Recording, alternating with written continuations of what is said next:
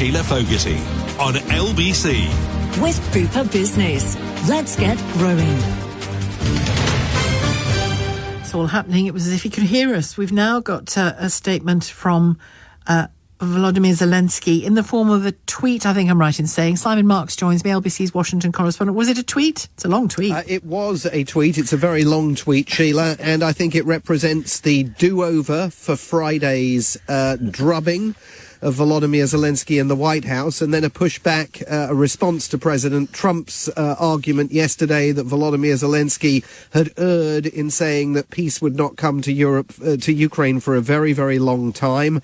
The Ukrainian leader writes, "I want to reiterate Ukraine's commitment to peace. None of us wants an endless war. Ukraine," he says, "is ready to come to the negotiating table as soon as possible to bring lasting peace closer.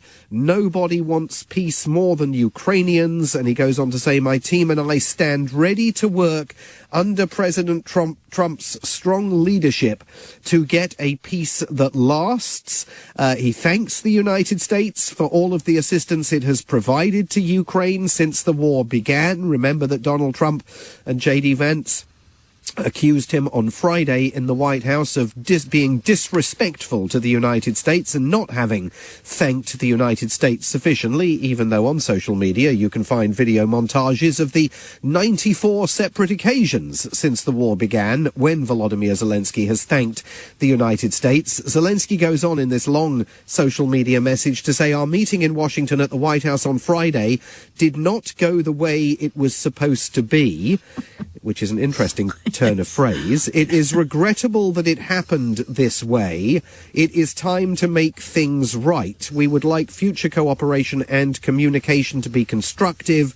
And he says he's ready to sign the minerals deal at any time. "We see this agreement as a step towards greater security and solid security guarantees, and I truly hope it will work effectively." Now, both of those paragraphs have got enormous hostages to fortune contained within them, because we still don't know whether this minerals deal contains any security guarantees, much less solid security guarantees that the Ukrainian leader and our own Prime Minister is asking for. And on that description of the meeting in Washington at the White House, it did not go the way it was supposed to be. Well, he's absolutely right. He thought he was going to the White House for private talks with President Trump, and he found himself instead snookered into a made-for-TV reality program that was, I think, the premeditated mugging of the Ukrainian president by Vice President J.D. Vance and President Trump. So he's trying to take steps in this message to attract Donald Trump's attention and say that he's ready really to return to the table, but he's also not entirely compromising in it. I'm only half joking when I say it sounds like Keir Starmer dictated it to him.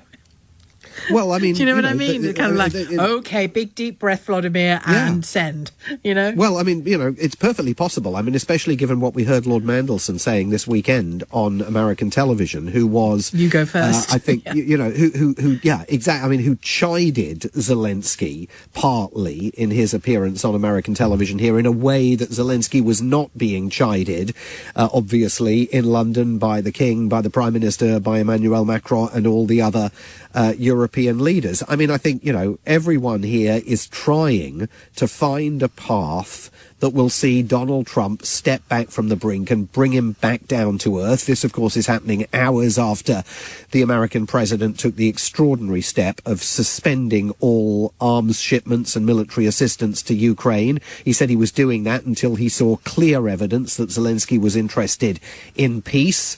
Does this message on social media meet Donald Trump's mark, or is Donald Trump more focused on delivering on Vladimir Putin's demands and tilting this entire peace negotiation in Russia's favour, and potentially even the war itself by suspending those arms shipments? Yeah, I mean, I did mention it in the first hour when we talked about Ukraine, but you know, it's important to note, isn't it, that despite this move to pause the armaments for Ukraine, inherent in the statement was if they work towards a peace, if they get things right, we'll continue to support them, was essentially the message. Yes, I mean, there were senior administration officials last night describing this as a temporary pause, and obviously that suggested that it would be lifted at some point under some circumstances. But the arbiter of whether Ukraine is serious about peace is President Donald Trump, and he clearly, over the last several days, has not been down the middle, as he claims to be, between Russia and Ukraine. He's bailed on America's alliance with Ukraine, and it remains to be seen what sort of commitment from Zelensky, beyond even the signing of the minerals deal, is going to be sufficient in the American president's mind, to get that assistance flowing again into Ukraine. I've just noticed it here on social media while you're talking, Simon. Chris Shipp at ITV saying that he's just posted some images from the King's visit today on board HMS Prince of Wales, which is at sea ahead of its deployment next month.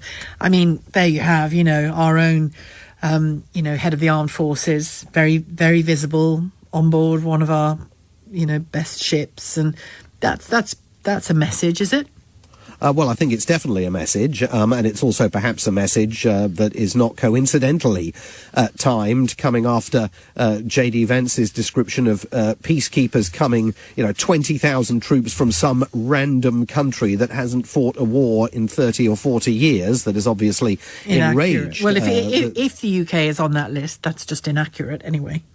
Yes, inaccurate under any circumstances. Yeah. Vance, of course, now saying he didn't mean for a moment to suggest that he was talking about the UK or France, but I don't think anybody sentient is going to buy that argument. I think a lot of this is about everybody trying to work out just how serious this American administration is about torching the 8-decade-long transatlantic alliance. I mean, that's the real question. Is Trump determined to ally the United States with Vladimir Putin's Russia at the cost of the transatlantic alliance, or is there still some way to salvage all of this? And it's an open question. And a quick word before you go, if you would, on a tweet that was sent by Donald Trump, not Zelensky, Donald Trump, much earlier this afternoon, around lunchtime. All federal funding will stop for any college, school or university that allows illegal protests. It goes on. Tell us a bit more about it, what you interpret it to be. Yeah, this is a social media message ripped from Vladimir Putin's playbook. It's been published on Donald Trump's own Truth social media platform. He says that all federal funding for institutions of higher education will stop if they allow illegal protests to take place.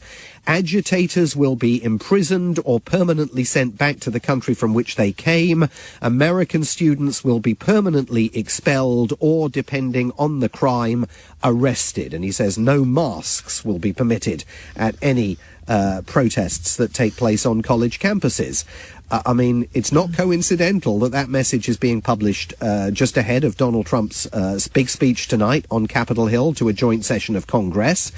At a moment where the weather is beginning to turn to spring here. It's not as cold as it used to be, and there may be opponents of Donald Trump that are planning in the spring and the summer to take to the streets, and there may well be more protests on American college campuses, because there is, of course, a very long tradition of civil dissent being demonstrated by people that oppose successive American governments on those campuses. And Donald Trump is basically giving them a warning today. Right. So you think it's more than about the Gaza encampments we've seen? Oh, I think it relates. I mean, obviously, the experience that the United States had with that last summer and autumn absolutely is related to it, but I think it's also preparatory for what we all sense is coming here. Given the disappearance of leaders from the Democratic Party since Donald Trump came to power, there's no coordinated response to Donald Trump coming from the Democrats at all. Bernie Sanders, the left-wing gadfly from Vermont, said a few days ago, it's going to fall to people on the streets to express their fury towards Donald Trump, and I suspect that we're going to see that kick off as the weather here gets better. Thank you, Simon. We've already seen it on the slopes, haven't we, those protests against J.D. Vance. Thank you very much. Simon Marks, LBC's Washington correspondent.